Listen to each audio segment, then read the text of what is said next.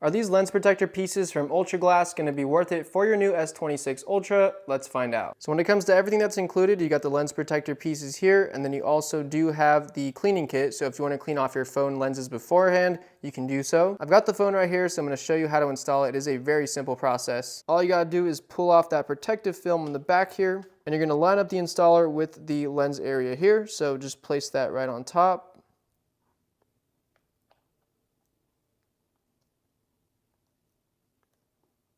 Apply a little bit of pressure so they can snap on there. And then once you pull off,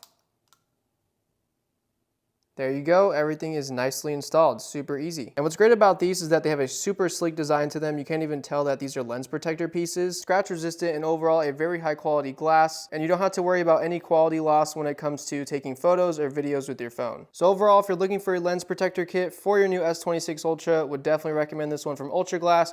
Really simple installation, and it comes with everything that you need.